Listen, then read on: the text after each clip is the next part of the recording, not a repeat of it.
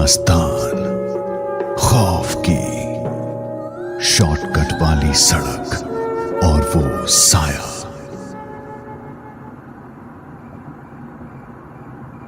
रात के 1 बज रहे होंगे। अनुराग अपने दोस्तों के साथ नेपाल से बिहार के पूर्णिया लौट रहा था। दिसंबर की सर्द रात, दूर दूर तक अंधेरा ही अंधेरा। कोहरे की हल्की चादर भी अब चढ़ने लगी थी। गहरे सन्नाटे ने इलाके को घेर रखा था। काले बादल मंडरा रहे थे और दूर दूर तक खामोशी छाई हुई थी। इनोवा की आगे वाली सीट पर ड्राइवर के साथ अनुराग, बीच में पवन, प्रांजल और ऐश्वर्या। पीछे की सीट पर अमृतांशु अकेले आराम फरमा रहा था। गपशप के बीच अचानक से ऐश्वर्या हंसते हुए बोली, अरे यार, यहां गांव में भूत प्रेत और चुड़ैल होते हैं ना? कैसे दिखते हैं ये? सही में ये सब होते हैं या बस ऐसे ही लोगों का वहम है? तभी अमृतांशु ठहाके लगाते हुए बोला, चुड़ैल बिल्कुल तेरी तरह दिखती होगी।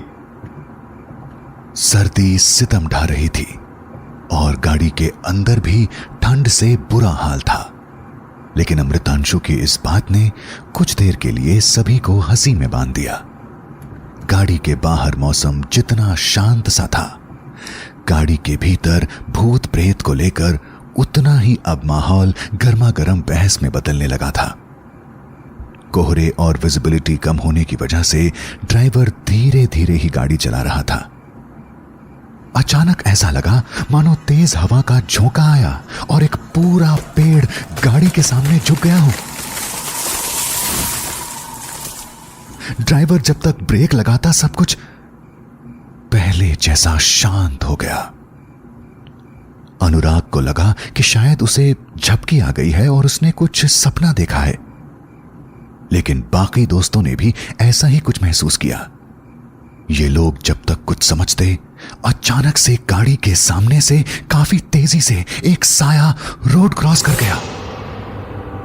अंदर ही अंदर पांचों दोस्तों की हवा निकल गई थी।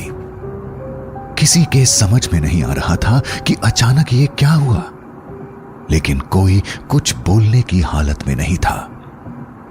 एक खामोशी सी छा गई थी। चुप्पी तोड़ते हुए अनुराग बोला, क्या हुआ यार? इतना सन्नाटा क्यों छा गया? कहीं कहीं डर गए क्या तुम लोग? विंडो से बाहर देखते हुए अनुराग को लगा कि ये रास्ता तो बिल्कुल अलग सा है। सुनसान सड़क, एक तरफ दूर तक फैली नदी तो दूसरी तरफ घने जंगल। रास्ता भी वन वे था। अनुराग ने ड्राइवर से पूछा, ये रास्ता तो हाईवे नहीं लग रहा है। हम जिस रास्ते से शाम को आए थे वो तो हाईवे था ना?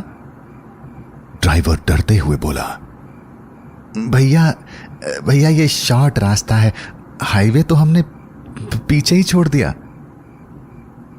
अभी ये लोग कुछ सोचते समझते कि अचानक बीच सड़क पर फिर से एक साया दिखाई देने लगा। दूर से देखकर ऐसा लग रहा था मानो वो किसी का इंतजार कर रहा हो। आसपास ना कोई बस्ती थी और ना ही किसी का घर। इस सुनसान शॉर्टकट रास्ते पर ना तो स्ट्रीट लाइट थी और बादलों की वजह से ना चांद की रोशनी। करीब 100-150 मीटर की दूरी पर जब ड्राइवर ने डिपर मारा, सामने कुछ भी नहीं था।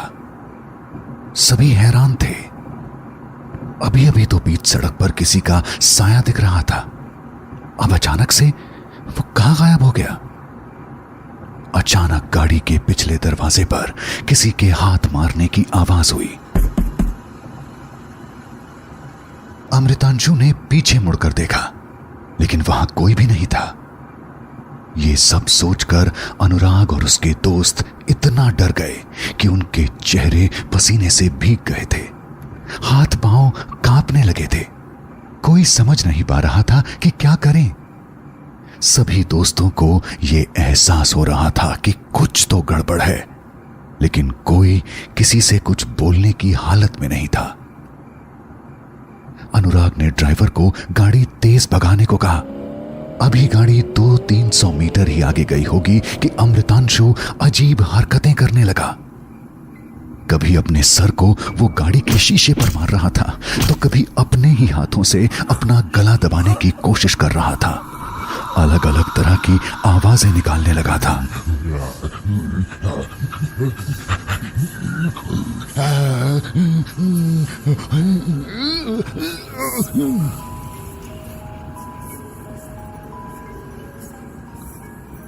ऐसा लग रहा था मानो उसके अंदर कोई और ही इंसान हो।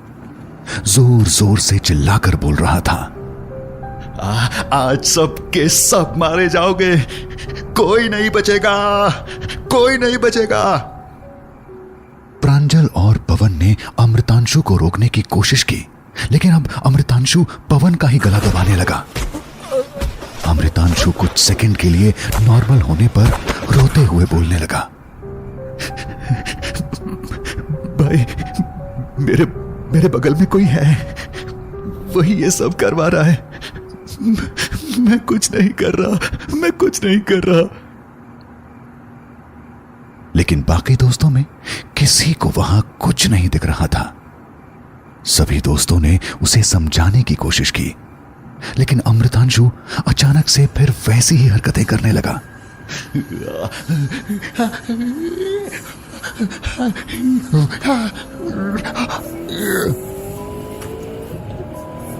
गाड़ी तेजी से दौड़ रही थी, लेकिन अमृतांशु को कंट्रोल करना इन दोस्तों के लिए मुश्किल हो रहा था।